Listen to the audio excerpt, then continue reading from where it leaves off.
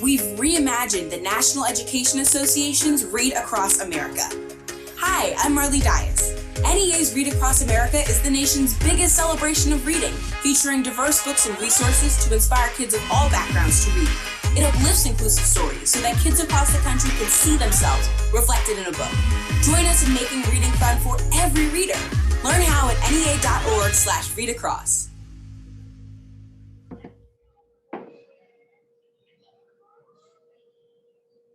Good morning, boys and girls, and good morning, teachers and faculty from all across Miami-Dade.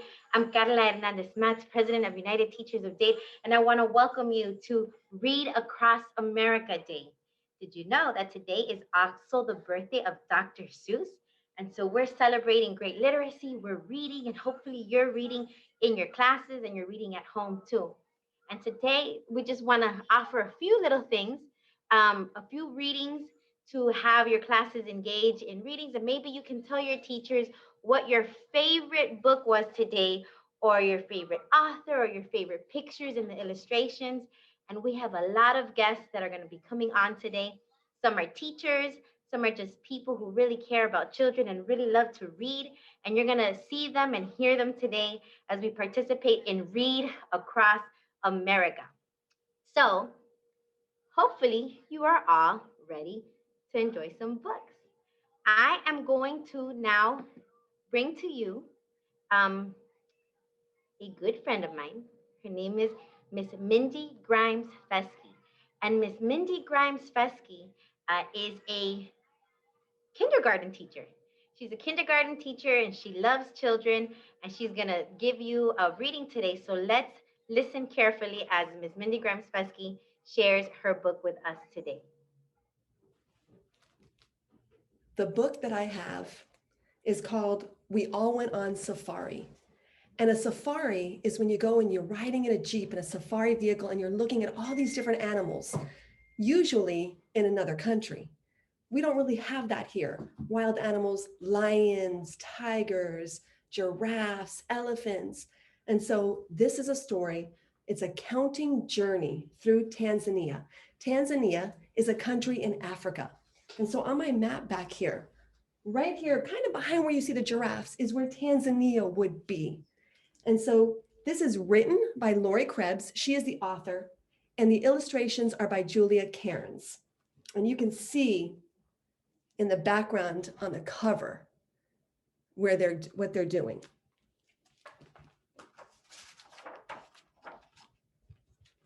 So let me make sure I have you so that you can see the pictures. And so we're going to start on this page. It says, we all went on safari when the day had just begun. So nice and early in the morning. We spied a lonely leopard.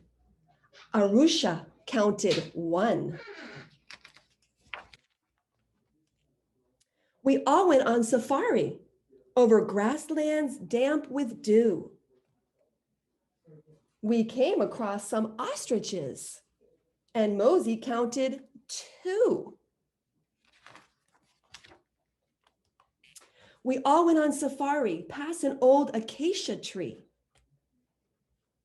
Nearby, giraffes were grazing, so Tumpe counted 3. And you see the 3 giraffes.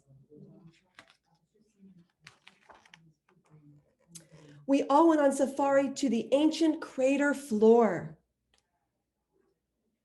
We heard some lordly lions. Mwambe counted 4. 1, 2, 3, 4. And you know the difference between boy lions and girl lions. Boy lions have the mane around their heads and the girl lions do not. That's how you tell the difference. We all went on safari where the lake birds swim and dive. Up bobbed some hefty hippos. Aquila counted 5. There's the hippos swimming in the water and one's on the land.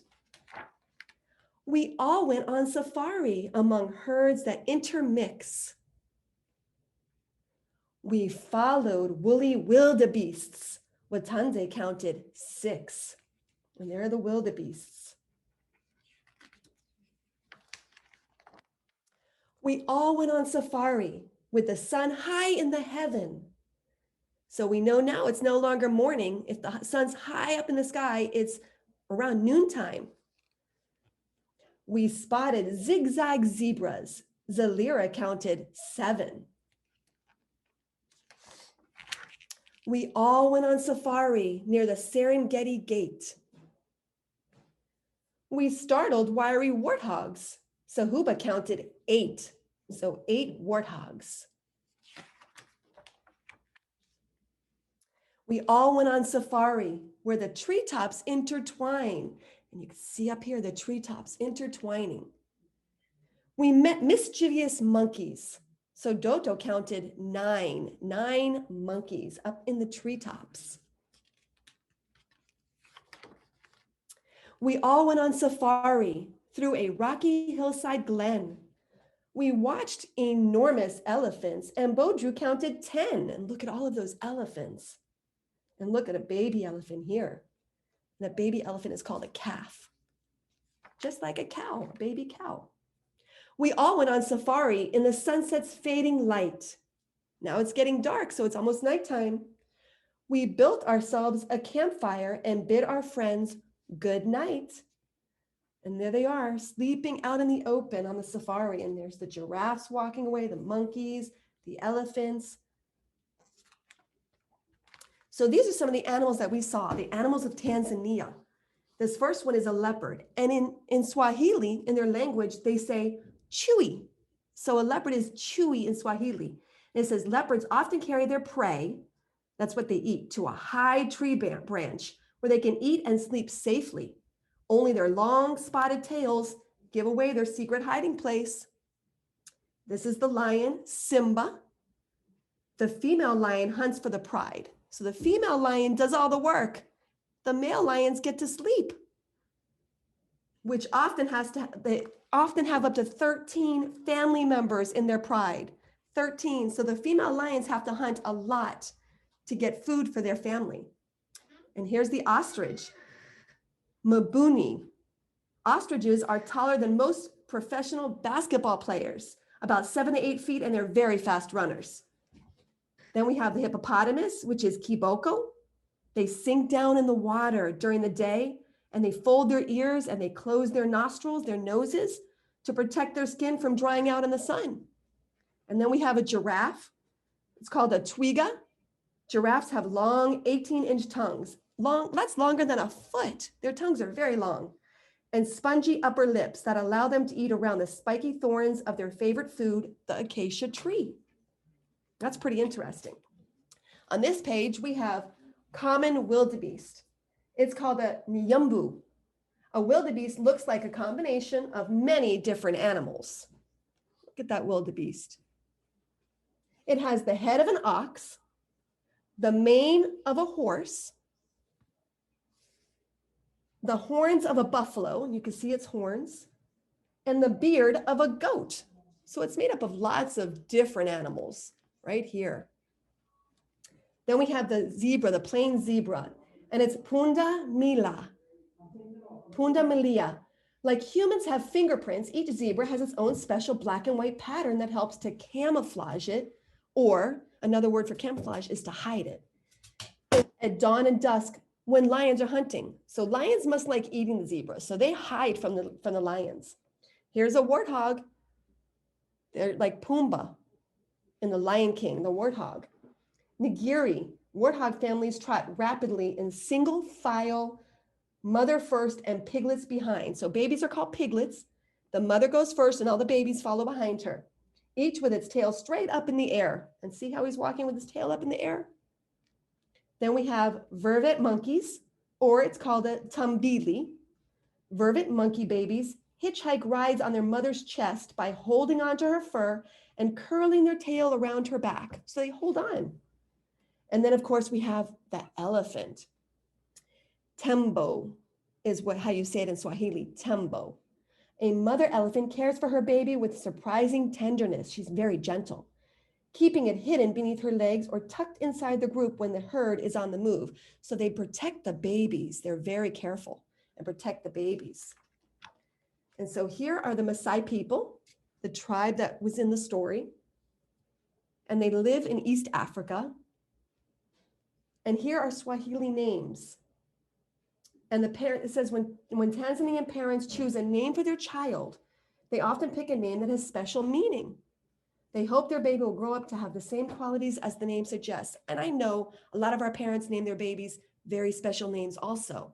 So they do the same thing in this tribe in Africa. And so all of these are different patterns that they use. And you can see on their clothing, they have patterns also. And then here is a map of Tanzania. This is Tanzania, how big it is. And it's right by the Indian Ocean, one of the bodies of water, and then it's surrounded by land on all the other sides. So it's not like Florida. Florida is surrounded by land all around it except one side. Here, Tanzania only has one side with water. And let's see, it's the largest country in East Africa. It's more than twice as big as California. And we know California is pretty big. Mount Kilimanjaro is the highest mountain in Africa. It is 19,340 feet high. Lake Victoria in the north is the second largest lake in the world. And it says one of the big lakes still bears that name, Lake Tanganyika. Now Tanzania is made up of Tanganyika and the island of Zanzibar. More than 100 tribes live in Tanzania, 100 tribes of different people. The name Serengeti means endless plain. And so it's really interesting to see all of this stuff about another country that I've never been to. Maybe some of you have been to it, but it's a very interesting place. So that is my story. That is my story about counting. And here's counting in Swahili. So everyone say, 1, moha. 2 is mabili, mabili, 2. 3 is tatu. 4 is nene. 5 is tano.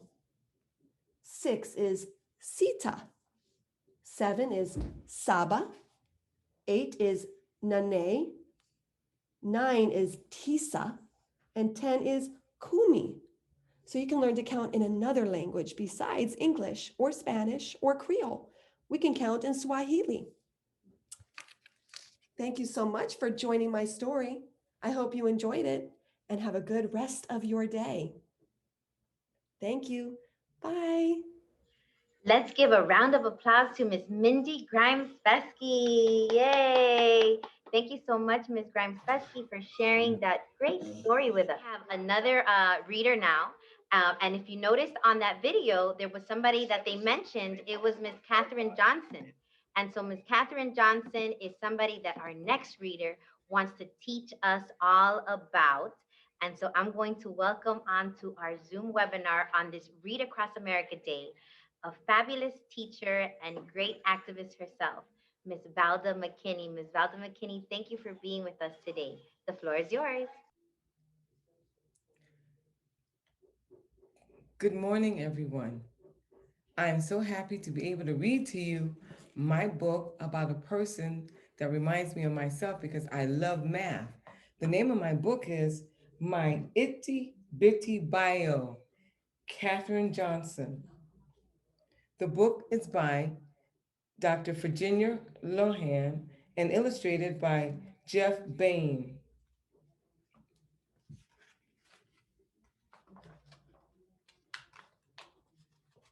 I was born in West Virginia. It was 1918. That's a very long time ago. I counted everything. I love math. I was smart. What do you like to count? I bet you like to count your money. I bet you like to count how old you are when you have a birthday. Some schools didn't want me. They didn't respect Blacks. They didn't respect women.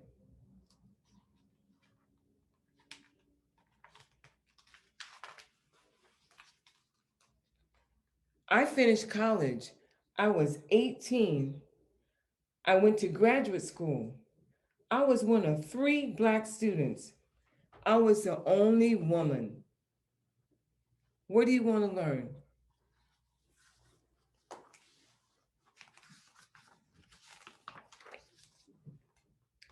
NASA hired me. I was a human computer. I did math.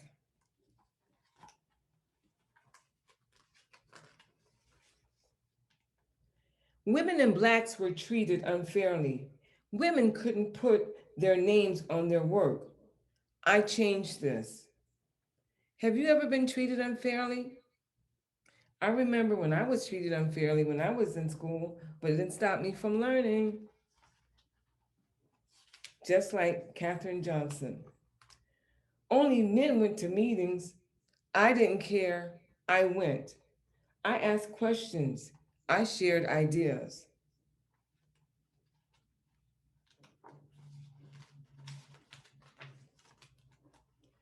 I figured out flight paths. I helped spacecrafts go around the Earth.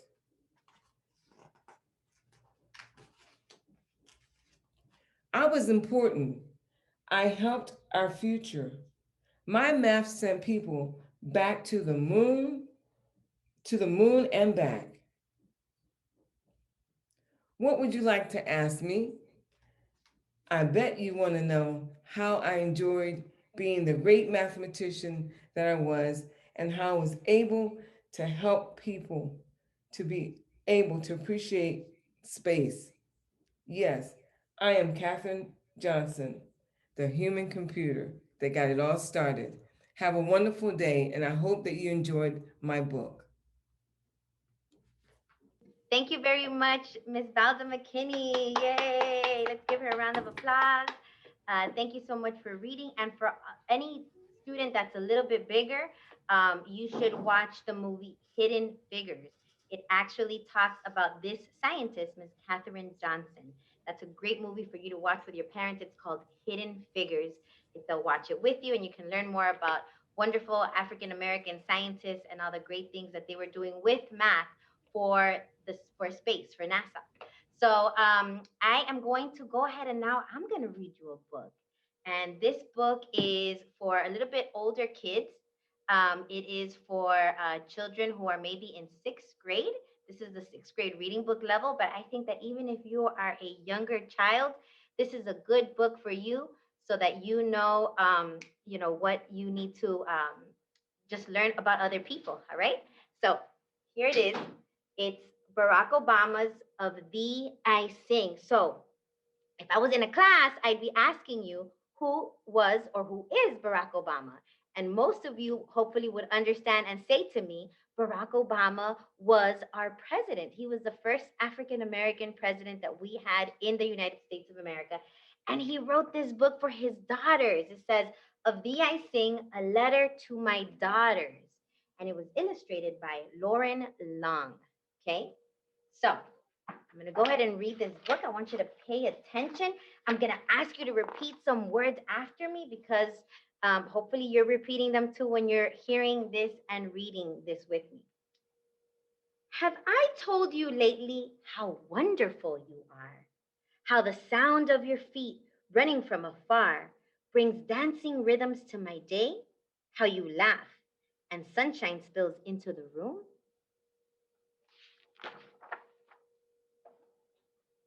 Have I told you that you are creative? A woman named Georgia O'Keeffe moved to the desert and painted petals, bone, bark. She helped us see big beauty in what is small, the hardness of stone and the softness of feather. Repeat after me, Georgia O'Keeffe. Have I told you that you are smart? That you breed great ideas with imagination? A man named Albert Einstein turned pictures in his mind into great advances in science, changing the world with energy and light. Say, Albert Einstein. Have I told you that you are brave? A man named Jackie Robinson played baseball, and showed us all how to turn the fear to respect and respect to love. He swung his bat with the grace and strength of a lion and gave brave dreams to other dreamers. That's Jackie Robinson.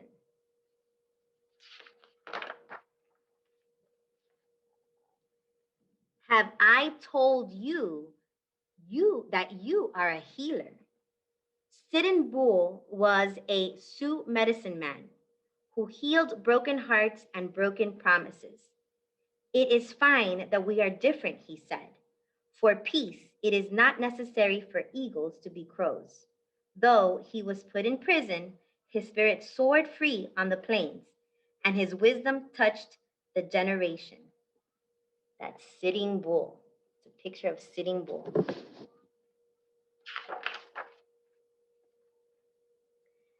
Have I told you that you have your own song?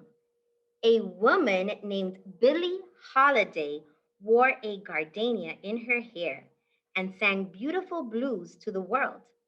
Her voice, full of sadness and joy, made people feel deeply and add their melodies to the chorus.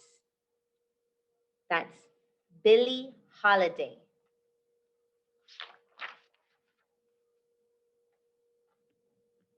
Have I told you that you are strong? A woman named Helen Keller fought her way through long, silent darkness. Though she could not see or hear, she taught us to look at and listen to each other, never waiting for life to get easier. She gave others courage to face their challenges. Repeat after me, say Helen Keller.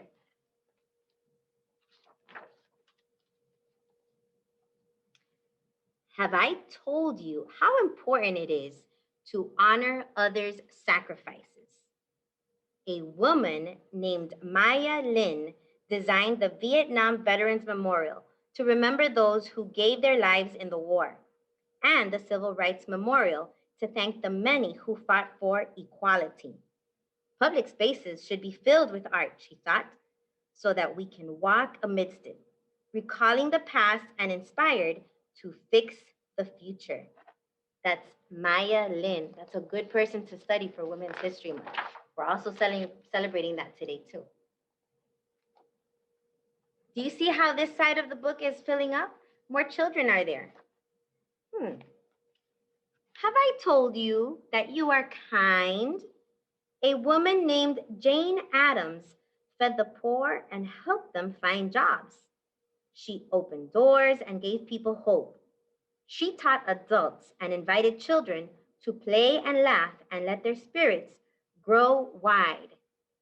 That's Jane Addams. Ooh, this is a good one. We know him. Everybody studied him. Have I told you that you don't give up? When violence erupted in our nation, a man named Martin Luther King Jr. taught us unyielding compassion.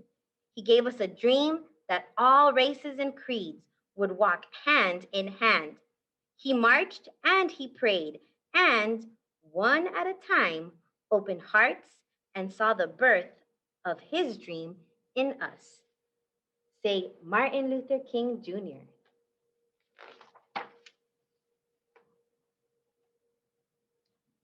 Have I told you that you are an explorer? A man named Neil Armstrong was the first to walk on the moon. He watched the world from way up high, and we watched his lunar landing leaps, which made us brave enough to take our own big, bold strides. Neil Armstrong. And now we're discovering Mars. There was a Mars landing about 2 weeks ago. There were a lot of female scientists that were part of that. So we can definitely love science and do brave, bold things. Have I told you that you are inspiring? A man named Cesar Chavez showed farm workers their own power when they felt they had none. The people were poor, but worked hard and loved the land. Cesar picketed, prayed, and talked. The people listened to their hearts and marched for their rights. Si se puede, Cesar said. Yes, you can. Cesar Chavez, he fought for the rights of farm workers. Have I told you that you are part of a family? A man named Abraham Lincoln knew that all of America should work together. He kept our nation one and promised freedom to enslaved sisters and brothers. This man of the people, simple and plain, asked more of our country, that we behave as kin. Abraham Lincoln.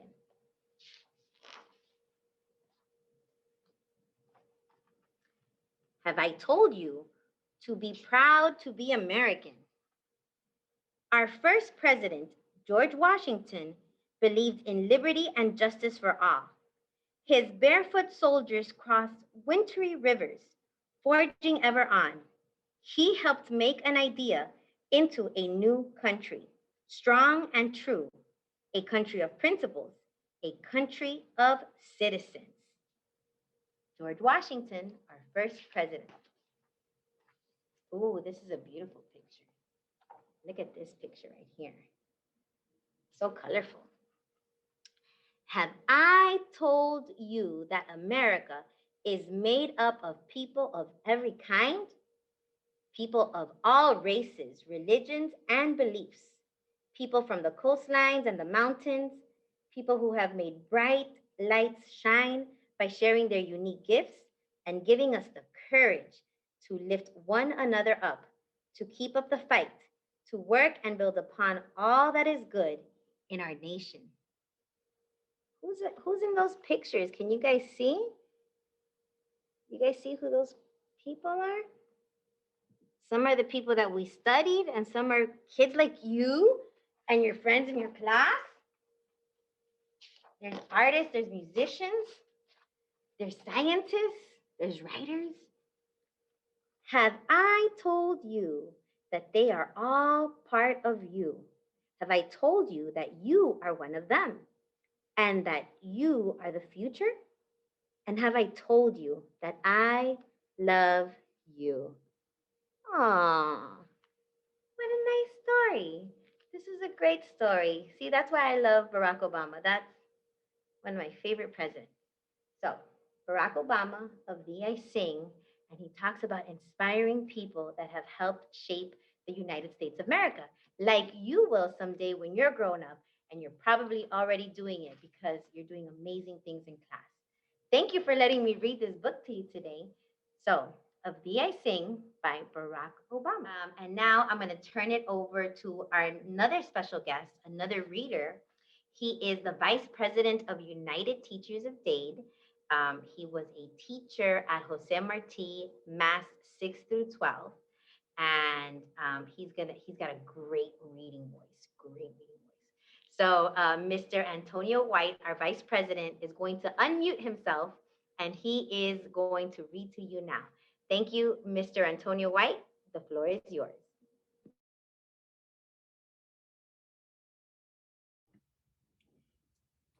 Well, good morning, ladies and gentlemen, and thank you for the opportunity to participate and read across America today. I am Antonio White, the first Vice President of the United Teachers of Dade, and I want to read to you a little bit of the 3 Billy Goat Gruffs, something that I read when I was in school, believe it or not, and his book is still going strong. The illustrations in this book today is by a gentleman by the name of Jerry Pickney, and he did most of the illustration for the 3 Billy Goat Gruffs. So let's talk about it for a minute. The 3 Billy Goats Gruff by Jerry Pickney. A long time ago, on the rocky side of the river, there lived a family of 3 hungry Billy Goat Gruffs. The wild grasses flourished on the other side of the river, where the sun always shone brightest. And under the bridge passing over that water, there lived a troll with a heart of stone who guarded the crossing day and night. The billy goats became so tempted by the tasty looking grasses that they were determined to get to the other side of the river. But the water was deep and full of fish, some of them even larger than the goats themselves. The littlest and the hungriest goat was the first to march toward the crossing. You notice it says, beware. Trip, trap, bravely, the little billy goat Gruff trotted across the bridge. Trip, trap, trip, trap, trip, trap. Who's that trip trapping over my bridge? Roared the selfish troll. Trip, trap, trip, trap. It is only I, the littlest billy goat squeaked. I'm headed up the hillside to make myself fat. I'm going to gobble you up, declared the troll. Oh no, don't eat me, cried the little goat. Wait until the next billy goat crosses. He's much bigger than me. Well, go on then. You're nothing but skin and bones, and I want a hearty stew. Munch, munch, the billy goat got across.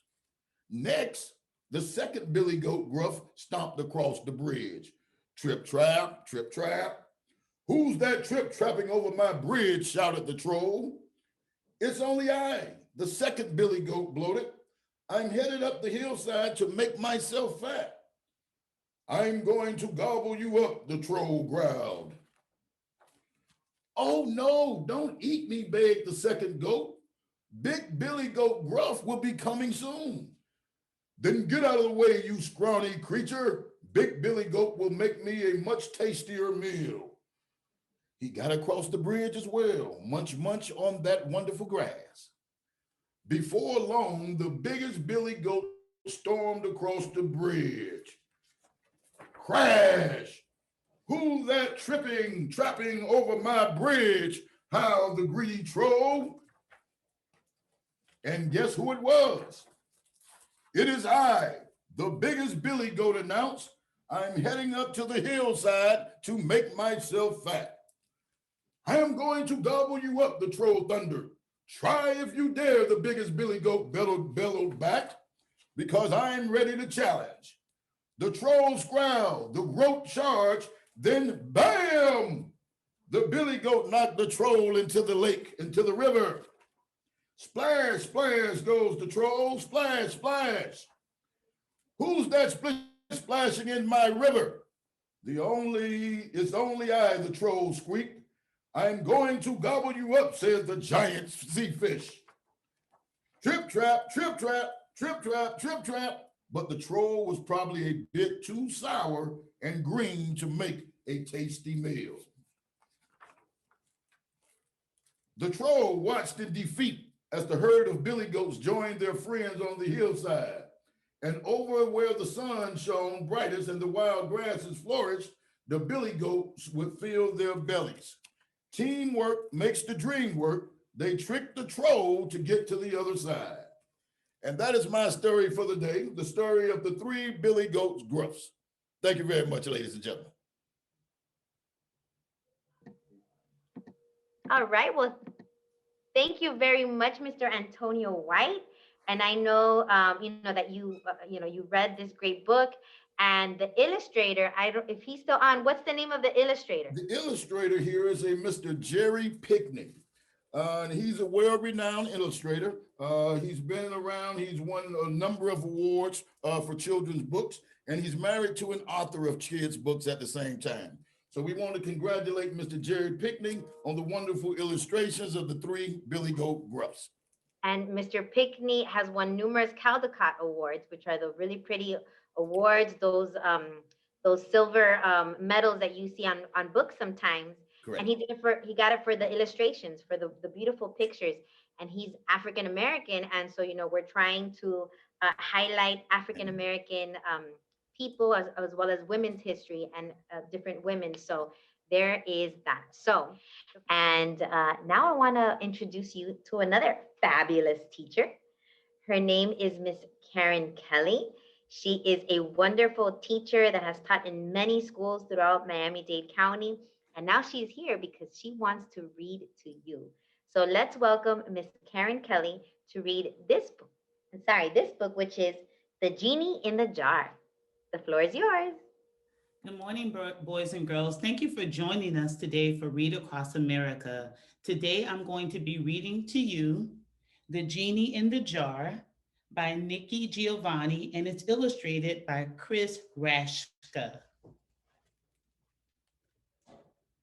Protected by her mother's strong arms and the bonds of her community, a happy Black girl carries her dreams as high as the sky. I love her hair. It reminds me of my curly hair. Take a note and spin it around. Spin it around.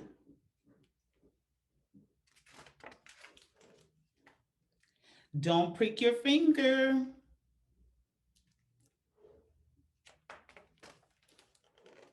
Take a note and spin it around.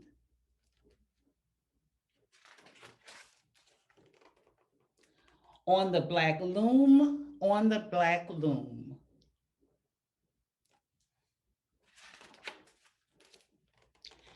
Careful, baby. Don't prick your finger.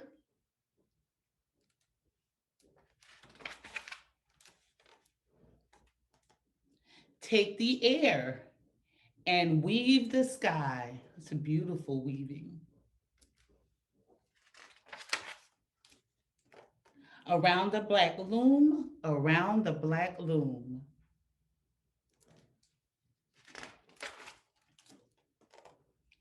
Make the sky sing a black song, sing a black song. Sing my song, make the sky sing a black song. From the black loom, from the black loom. Look at all those beautiful blue weaving skies. Careful, baby, don't prick your finger.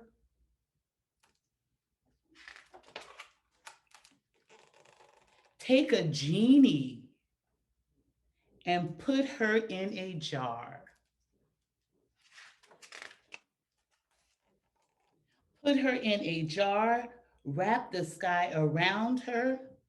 Take the genie and put her in a jar, wrap the sky around her. Listen to her sing, sing a black song, our black song from the black loom.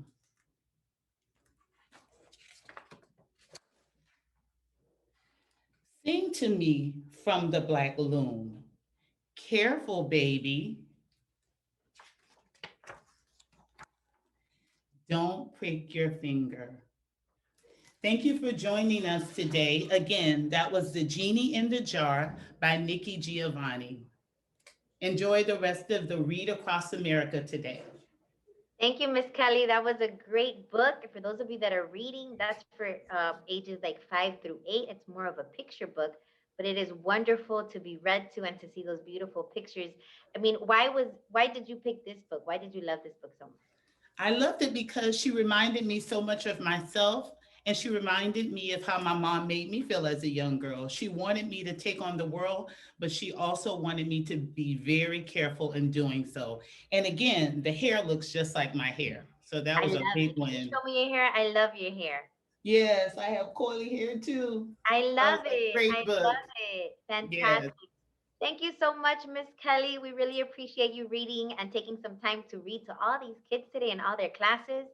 And before we transition, I just wanted to say thank you. So thank you very much, Miss Kelly. All right. Take care, guys. All right. So we're gonna wait for our next reader to come on. Our next reader is someone that is also very special. She's never been a teacher herself, but she loves kids and she loves to read. And she's very active in the community too, and she's always doing great things to help teachers and to make sure that we do really cool things throughout the community. And so our next reader is going to be Miss Elsa Lopez, and she's going to be reading about Malala's magic pencil. I wonder what that story's about. Magic pencil. Do you guys have a magic pencil? I think some of them have a magic pencil. Miss Elsa Lopez, how are you? I'm wonderful. Thank you. I think they do too. I think they do too. All right. So thank you so much for joining us today. The floor is yours. Thank you and good morning, students. Let me talk to you about one of my favorite young women, Malala.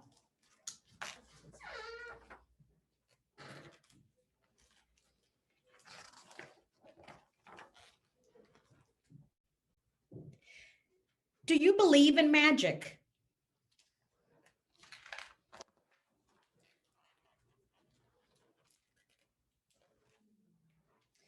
When I was younger, I used to watch a TV show about a boy who had a magic pencil.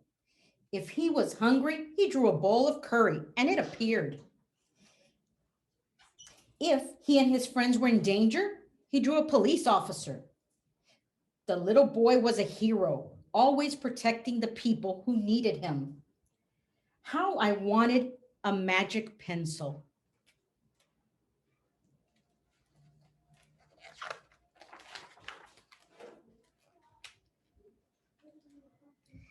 If I had a magic pencil, I would use it to put a lock on my door. So many brothers couldn't bother me. Stop time so I could sleep an extra hour every morning. Erase the smell of the trash dumped near our home. One day I was throwing away potato peels and eggshells at the dump. I was wrinkling my nose, swatting away the flies, and making sure I didn't step on anything dirty in my nice shoes when I saw a girl about my age sorting trash into piles. Nearby, boys were fishing for metal scraps using magnets on strings.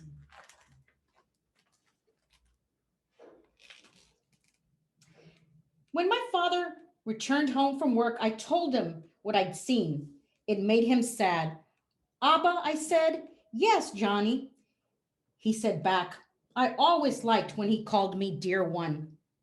See, Malala wasn't from the United States. She was from Pakistan. Why haven't I seen that girl in my class? Because, he said, he didn't finish right away. Because, Johnny, in our country, not everyone sends their daughters to school. And some children must work to support their families. Those boys must find scrap metals. And if they don't, they can't go to school. School was my favorite place. My father had always said, Malala will live free as a bird, and now wondered how free I'd truly be.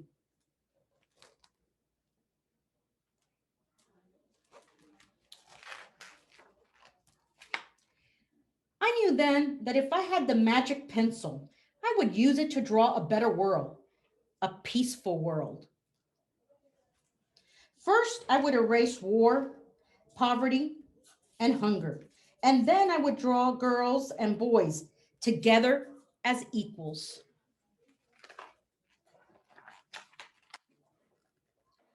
Over the next few years, instead of wishing for a magic pencil every night, I worked hard in school every day. I wanted to be the one who would be at the top of their class.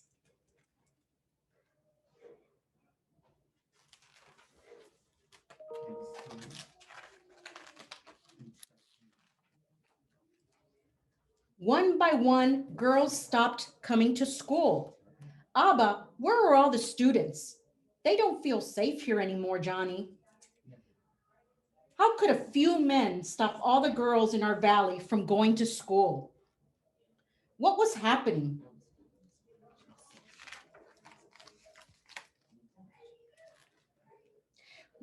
Wishing wasn't enough. Someone needed to speak out. Why not me? I wrote about what it felt like to be a scared girl walking to school and how some of my friends had moved away because of the threat they faced in our city. See, girls not all over the world can go to school. Once I started writing, I didn't stop. I wrote speeches and traveled around the country, sharing my story. I even talked to a reporter from a famous international newspaper. People actually wanted to learn about my life in the valley I lived.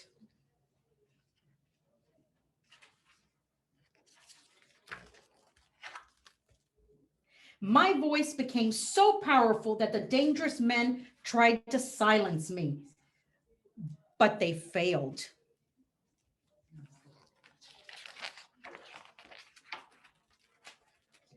Do you still believe in magic?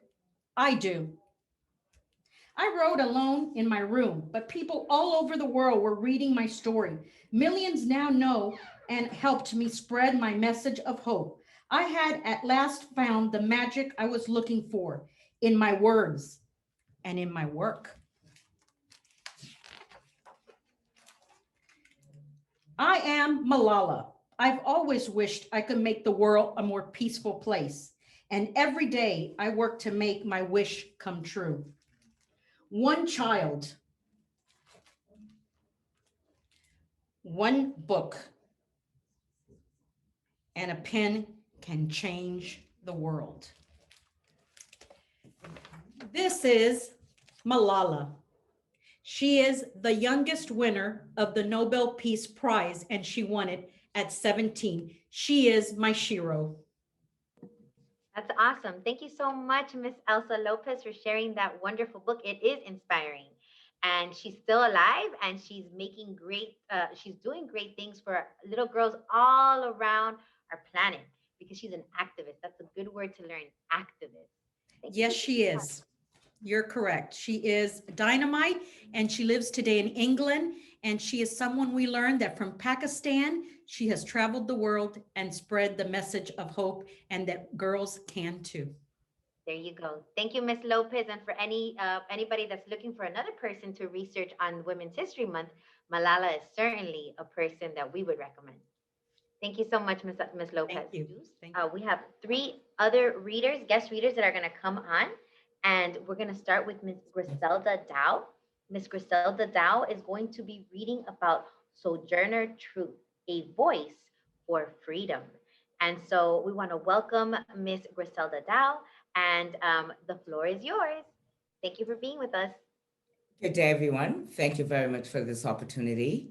And I'm looking forward to sharing Sojourner Truth, a voice of freedom, to everyone that's here with us today. It's a great African-American story, and the authors are Patricia and Frederick McKissick. And again, it's a voice for freedom. Sojourner Truth was born in 1797, and she expired or died in November the 26th of 1883. One of her favorite lines which was passed down through generation from her mommy and so forth: never lie, never steal, trust in God. Sojourner Truth, real name was Isabella. Slaves didn't have last names, she said. I was just called Belle. Belle was born sometime in 1797 in Hurley, New York. Her mother, Mau, Bet, and father, Winfrey, were slave owned by a Dutch farmer. Belle was the youngest of 9 children. Her brothers and sisters had been sold as slaves to other masters. Belle's mother never knew when Belle would be sold. So she told Belle 3 rules that would help her when she was on her own. Never lie, never steal, trust in God. Belle was 11 years old when she was sold away from her parents. Until then, Belle only spoke Dutch. Her new master spoke only English. She could not understand her master's order. The master's wife beat Belle to make her speak English. She tried, but English words were hard to learn. In time, Belle learned English, but it was spoken with a Dutch accent. I have a slight accent myself as well, too. Okay. Belle was sold twice. In 1810, she was sold to a farmer named John Dumont from New Paltz Landing in New York. She stayed with the Dumont for 17 years. Belle felt alone during this time. Her mother and father died, and her brothers and sisters had been sold away. Belle was forced to marry Thomas, an older slave owned by Dumont. In 1815, her first child, Diana, was born. Over the next 12 years, she had 4 other children: Elizabeth, Hannah, Peter, Sophie. Belle never knew when one of her children would be sold, so she taught all of them the same thing Mama, Bet, the mommy, had taught her: never lie, never steal, trust in God. Here we have A Slave No More. New York State passed a law in 1817 that freed some slaves. The law said that most slaves would be freed on July the 4th of 1827. Dumont told Belle he would set her free a year earlier if she agreed to work hard, extra hard. She planted corn, harvested the crops, haul buckets of water. Very, very tough work. But Dumont didn't free Belle. He did not keep his promise. He said she had not worked hard enough. That's when Belle decided to run away. I will be a slave no more, she said. Belle took her baby. And here's a picture of Sojourner Truth. And it says Belle had hoped to gain freedom early from working hard. Dumont followed Belle. He was going to force her to go back. The Quakers offered to pay $20 for Belle and $5 for the baby. Dumont agreed. Belle's new master freed her and the baby right away. After Belle left, her son Peter was sold. He was just 5 years old. 5 years old. Peter was now a slave in Alabama. But the law said that no slaves in New York could be sold to anyone in a different state. Belle went to a judge to get her son back, a real activist. The chance of her winning was small, but the judge did give Peter back to his mother. It was a very important case because a Black woman had won. Just imagine that, being able to get her child back, who was a slave. That's a monumental achievement. From Belle to Sojourner. Belle and Peter moved to New York City. She left Sophie with her other daughter, who was still owned by the Dumont. Belle and the Dumont had become more friendly. She soon found a job as a housekeeper with the help of other friends. She also gave time to help the homeless people, the homeless women, the homeless people of New York. Belle and Peter lived in New York for many years. Peter was in trouble all the time. That's a son, all the time. He eventually became a sailor. He wrote to his mother often, but Belle could not read or write. Friends read Peter's letter to her. The letters stopped coming in 1841. She never heard from him again. Belle began to grow tired of the city. Soon she decided to leave. In 1840, slaves were treated like animals, like animals. They had no rights. Women did not have any rights either. They were not allowed to vote. They could not be elected to serve in the government office either. Many people in New York spoke out against slavery. Some also spoke out for women's right. Sojourner met these people in her travels. She decided to become a speaker against slavery and for women's rights. She decided to become an advocate for human rights, for women's rights, for the abolishment of slavery. First, she changed her name. She chose Sojourner for her first name. A sojourner is a person who travels from place to place. She chose Truth as her last name because she planned to tell the truth whenever she spoke. Tell the truth whenever she spoke. In 1850, Sojourner told her story to Olive Gilbert, who wrote it down. The book was called The Narrative of Sojourner Truth. When she traveled, Sojourner sold copies of the book to pay her way. Sojourner tells the truth. In October of 1850, Sojourner went to a women's right meeting in Worcester, Massachusetts. Sorry about that.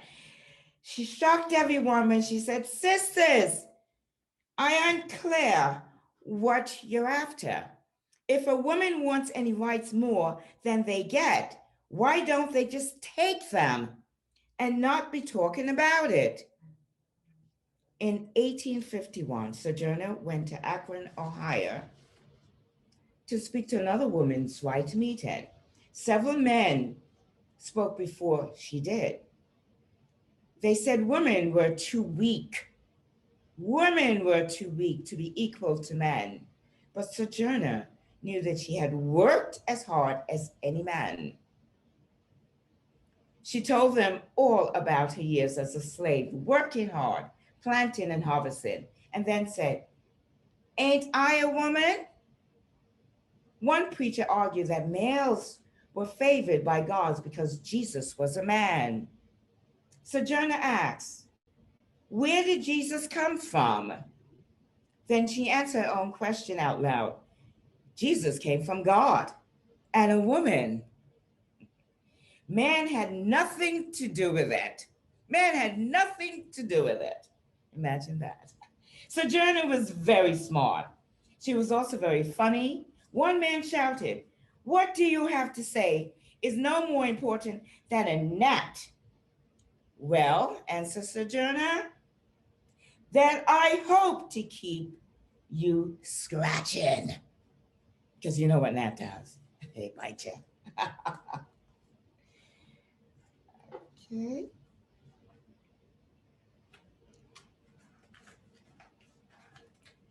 Freedom. Frederick Douglass, the great Black fighter against slavery, believed war was the only way to end slavery. After a meeting where Douglass spoke about ending slavery with a war, Sojourner asked Douglass, "Is God dead?" She was still hopeful slavery would end with the help of God.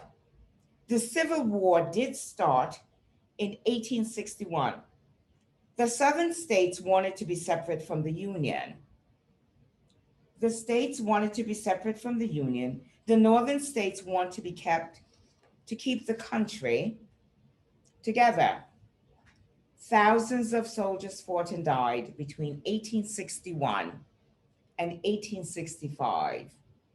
In 1863, President Abraham Lincoln freed the slaves in the South with the Emancipation Proclamation. During the Civil War, Sojourner lived in Battle Creek, Michigan. All four of her daughters had married. Two of them, Elizabeth Bank Boyd and Diana Corbin, moved to Battle Creek too. Sojourner was older, but she still was very busy. She went to Washington, D.C. with her grandson, Sammy Banks, and in June of 1864, they met President Lincoln, Abraham Lincoln. They talked for a while.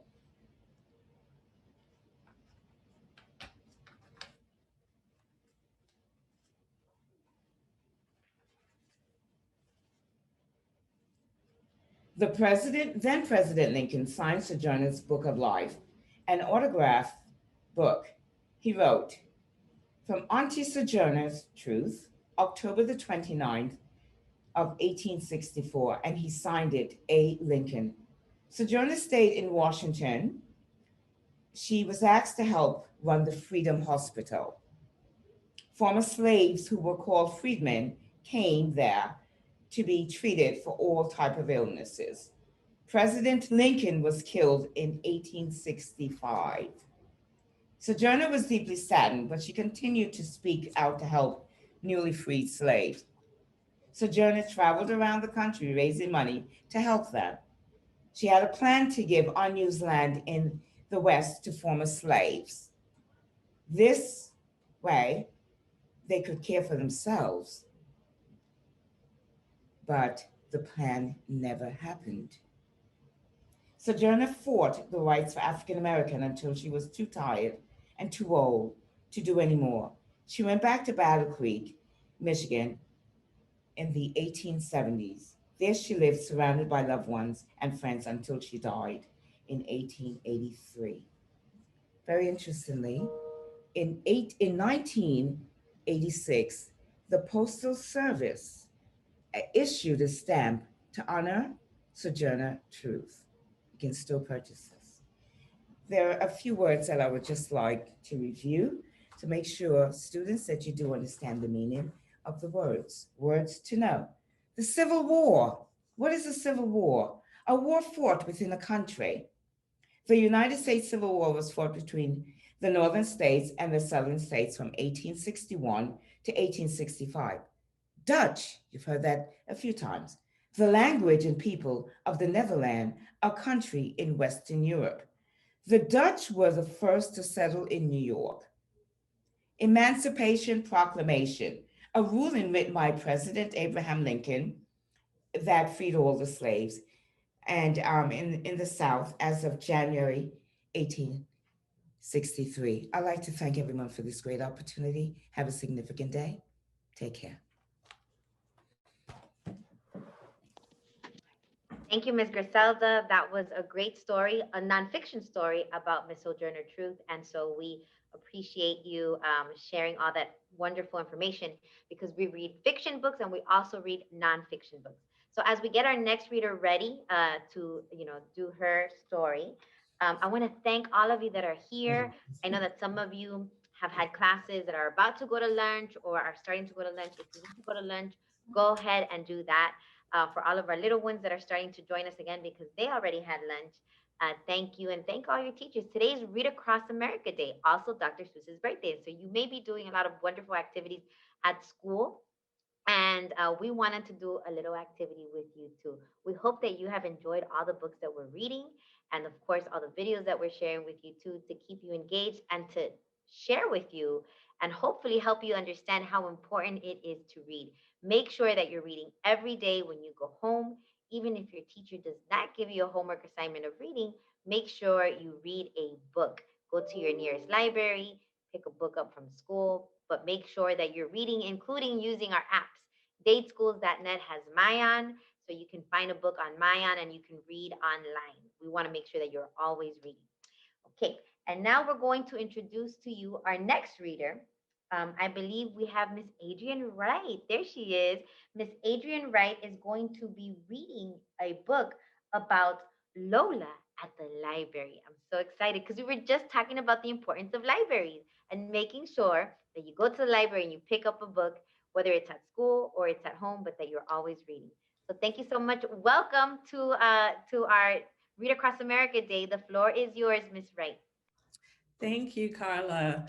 My name is Adrienne White, and I will be reading for you today, Lola at the Library, written by Anna McQuinn and illustrated by Rosalind Beardshaw.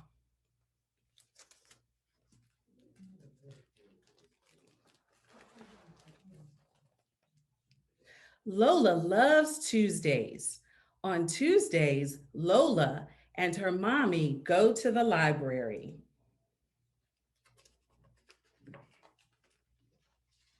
The library opens at 9 o'clock, but Lola is ready to go long before that.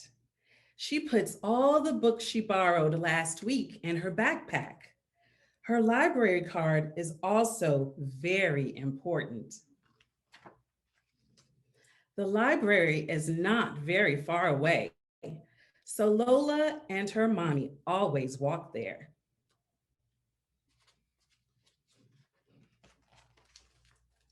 Lola and her mommy give back the books from last week. The librarian buzzes them through the machine.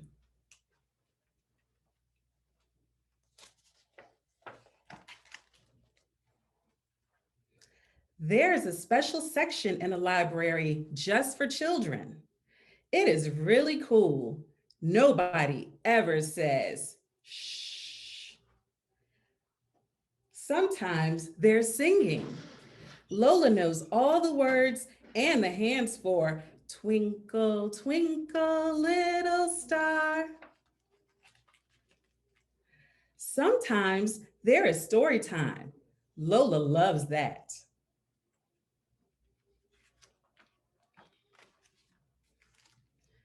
After story time, Lola chooses her books. In the library, she can have any book she wants. Lola likes stories with bears and anything with shoes.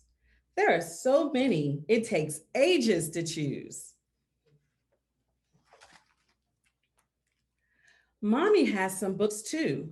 The librarian buzzes them through the machine, then stamps the date inside. Lola must bring them back in 2 weeks, but she will probably bring them back for more long. Let me read that part again. Lola must bring back, let me read that one more time.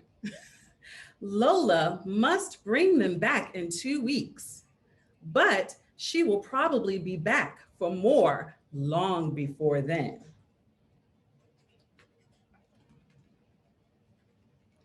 Lola and her mommy always get a snack after visiting the library. Mommy has a cappuccino and Lola has juice. Whenever Lola has been good, her mommy lets her taste the foam.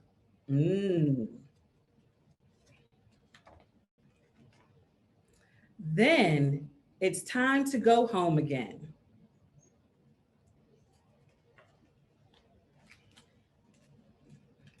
Every night after Lola is tucked in bed, her mommy reads her a story. It is the best way to end the day. The end. And that was Lola at the library. Wow, thank you, Miss White. I appreciate you reading that book. That was a lovely book. And it shows us the importance of knowing and loving and enjoying being in the library and finding some great books. So thank you so much. We appreciate you. Thank you. Bye. And as we get ready for our next reader, we know that there are kids that are jumping on and off. There are some teachers that are coming back from lunch. It's okay, boys and girls. If you need to go to lunch, make sure that you get your lunch because that's extremely important. I know we've gone a little bit over, but there are some very special guests that thought it was very important for them to read and they wanted to share these books with you. So we want to give them the time and the space because it is Read Across America Day. So with that in mind, that was a fiction book about Lola at the library, but it talks about the importance of reading and being in the library. And now we're going to read a nonfiction book because remember, March is also Women's History Month. We got to learn about some important and courageous women that are doing or have done some really great things. So I'm going to invite now our next guest reader. Her name is Miss Yaneth Fernandez, and she's going to be reading to you She Persisted by Chelsea Clinton. Hi, everyone. Thank you for joining me on our read today. She persisted. Sometimes being a girl isn't easy. At some point, someone may tell you your dreams are impossible. Don't listen to them. These 13 American women didn't. They persisted. Harriet Tubman was born a slave, but her story doesn't end there. She persisted, escaping from slavery and leading her family, friends, and strangers to freedom. Isn't that amazing? She once said, I should fight for my liberty as long as my strength lasted. Once Helen Keller became blind and deaf, few people thought she'd never be able to read, write, or speak. But she persisted and learned how to do it all and used her story to work for more opportunities for people with disabilities around the world. She once said, one can never consent to creep when one feels an impulse to soar.